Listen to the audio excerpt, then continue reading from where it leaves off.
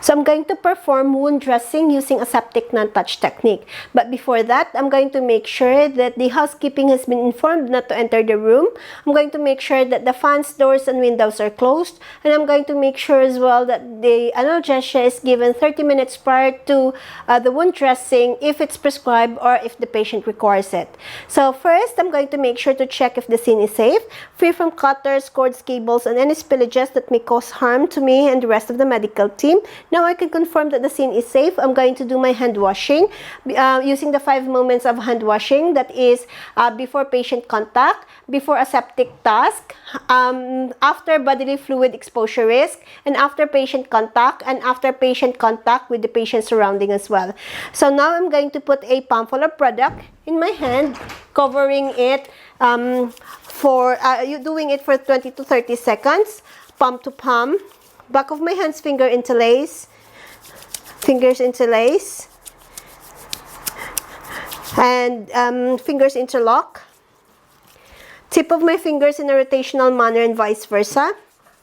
Rotational rubbing of my thumbs and my wrist. So once my hands are dry and clean, I'm going to approach my patient. So hello there, good afternoon. My name is Netsi and I'm your nurse for today. How are you doing today? I'm alright, thank you for asking. That's good. What do you want me to call you? You can call me Katie. Hello, Katie. So, can you hear and see me clearly? Yes. Are you warm enough? Yes, I am. Are you comfortable? Yes, I do. So, but before I do that, I'm just going to check the identity of my patient, which includes the name and the date of birth of my patient, the hospital number, the allergy, provide privacy and dignity, and gain consent. So, Katie, I'm here today because I'm going to do your wound dressing using aseptic non-touch technique. Your doctor came in and actually took the dressing off already, so I'm just going to clean it, yeah? So what I'm going to do is I'm going to use a normal saline and a sterile gauze to clean it from furthest to nearest in a single stroke motion from top to bottom. Then after that, I'm going to dry it with the sterile gauze as well, and I'm going to cover it with Cosmopore dressing, or if your doctor prescribes a specific dressing. Is this a convenient time for me to do it? Yes, it is. And are you happy for me to do it? Yes, I'm happy for it. Thank you very much. So, Katie, I'm just going to prepare my materials. So, if you need anything, here's the call bell. Can you press the orange button? Is that all right? Yeah, that's alright. Thank you very much. Here you go.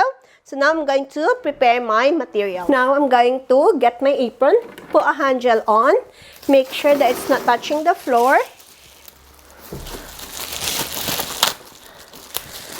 And make sure that the clean side is facing the patient.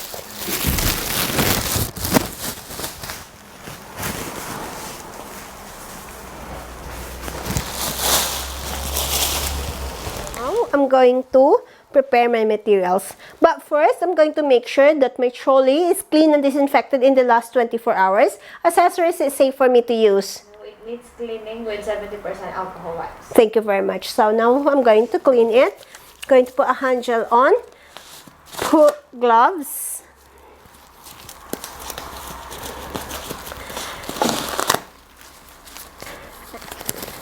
And then I'm going to check the integrity of my wipes. It's clean, dry, and intact. Expires on 10/20/23. Safe for me to use. So I'm going to get my wipes.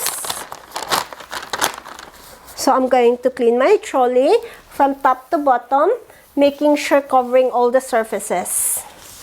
And from back to front, and back to front. And I'm going to throw this in the domestic waste bin. And I'm going to get another wipes. So cleaning it from back to front, back to front. And I'm going to throw this in the domestic waste bin. Take my gloves off. Throw that in the clinical waste bin. Hand gel. Take my apron off. Put it in the clinical waste bin. Now I'm going to put my hand gel. And now I'm going to declare that the top trolley is actually my clean area and the bottom trolley is my working area where I'm going to put the rest of the material. So now I'm going to prepare my material. So first is my hand gels, clean try, and expires on 12/20/23. Next is my gloves. It's clean, dry, and intact. Expires on 10/20/23. Safe for me to use. Next is my dressing pack. It's clean, dry, and intact. Expires on 8/20/23. Safe for me to use.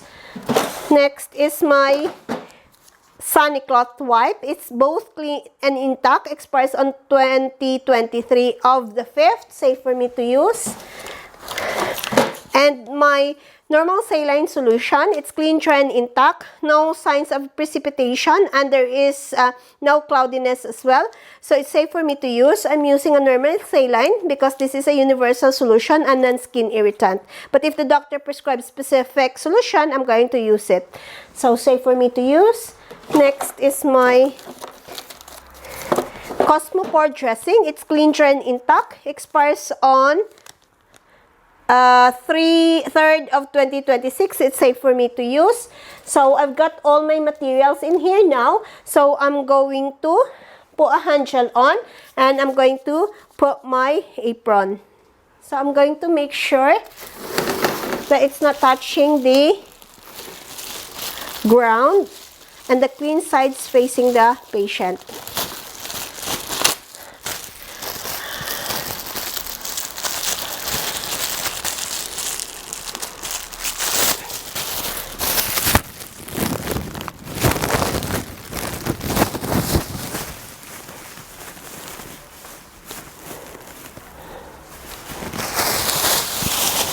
Right, so now I'm going to put a hand gel on and I'm going to approach my patient, disturbing the curtain as minimal as possible. Oh, hello there, Katie. How are you now? I'm alright, thank you. Okay, that's good. So I've got all my materials in here now. So are you ready to do your wound dressing? Yes. That's good. So, Katie, I'm just going to check your wound. So, your wound looks clean and intact. There is 1, 2, 3, 4, 5 suture clips which are all intact as well. No signs of any infection, no exudate as well. So, I'm just going to prepare my materials now. Have you got any questions? No, nothing. Okay. So, I'm just going to open my sterile pack, put my hand gel. Okay, now I'm going to prepare my dressing pack. So I'm going to open it. Make sure not touching the sterile area. And I'm going to slide. And then throw this in the domestic waste bin later. Hand gel. And I'm going to open the sterile pack, touching the edges only.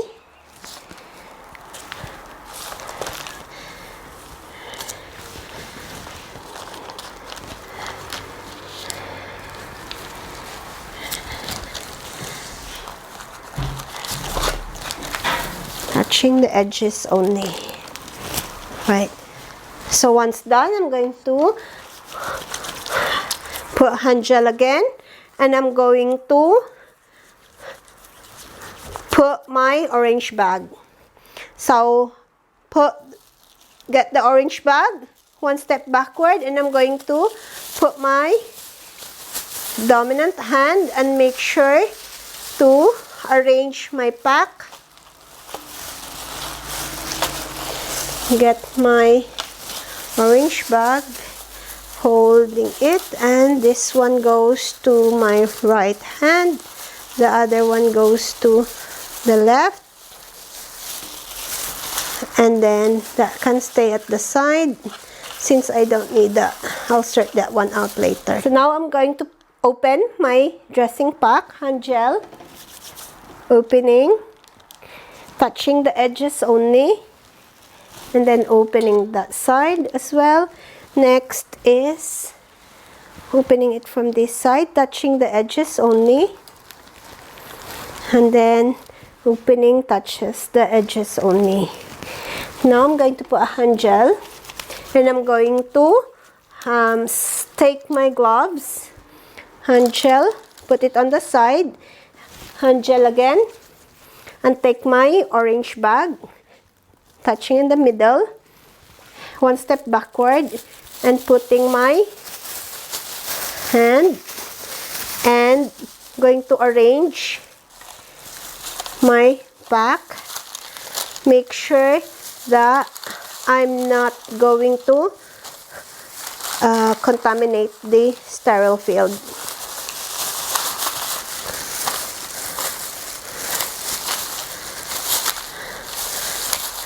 Right. So once I've prepared that, I'm going to make sure to invert my bag and put it below the sterile field, near to the patient.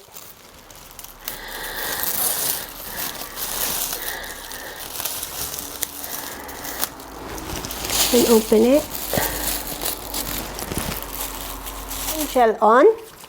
And then I'm going to make sure to open the saline, but cleaning it first with my sunny cloth, cleaning it from inner to outer in a single stroke motion, throwing it to the clinical waste bin, opening it, and make sure to pour it in the galley pot, not touching the sterile field, and making sure to prevent any splashes.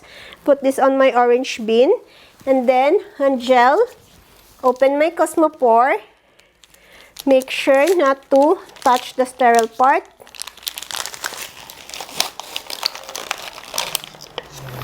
and throw this to the clinical waste bin, domestic waste bin later. And now I'm going to put my gloves. So I'm going to put my gloves,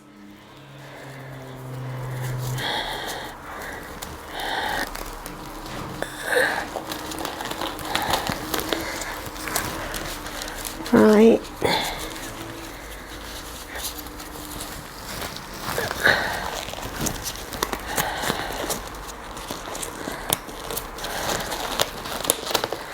Right, so I'm going to tie this one up, and since I'm not using my drape, I'm going to put it on the side there, and then I'm going to put two gauze for my wet one, 2 for dry, 1 for spare. So I'm going to dip that into my saline, and again. So now I'm going to declare that this is my working hand and this is my sterile hand. So hello there, Katie. Are you ready for me to do your dressing now? Okay, now I'm going to clean the wound of my patient. So I'm going to get my gauze, dropping it. Katie, I'm just going to clean your wounds now. Is that okay? So cold wipes coming in, cleaning it from farthest to nearest, top to bottom in a single stroke motion, making sure not to over clean it. Drop it on the clinical waste bin. Pick it up with my sterile hand, drop it. So cleaning it now from nearest, top to bottom, single stroke motion.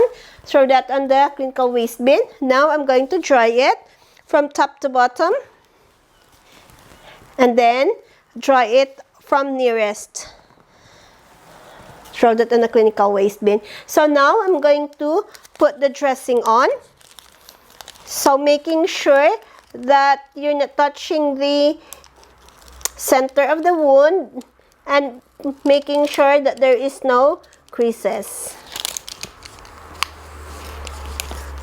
Okay, put that in the clinical waste bin.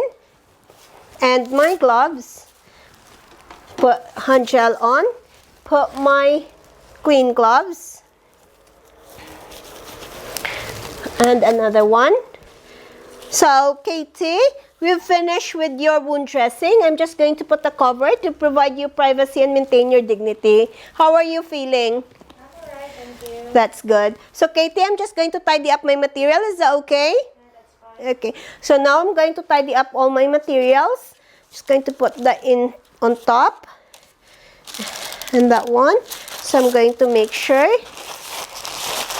So I'm going to clean that and put this on the clinical waste bin, throwing it in the clinical waste bin. Now I'm going to throw my gloves in the clinical waste bin, put my hand gel, take my apron off, and throw that on the clinical waste bin, and hand gel again. Now I'm going to put the rest of the material in its proper places, hand gel, and then make sure that I'm going to make sure that the trolley is clean and disinfected, ready for the next use. So now, I'm going back to my patient. So, hello there, Katie. Your procedure is done. So, the wound dressing has been done. So, have you got any questions? No, I'm good. Are you comfortable? Yes, I am. Are you warm enough? Yes. Okay, that's good. So, what I'm going to do, here's the call bell. If you need anything, press the orange button, okay? So now I'm going to do my final hand washing and my final documentation. I'm going to document that I've explained the procedure to Katie, gained her consent, provide privacy and dignity, that I've done wound dressing using aseptic non-touch technique to Katie's wound, and there is 5 suture clips. They are all intact. No signs of any infections. And now I'm going to do my final hand washing and final documentation.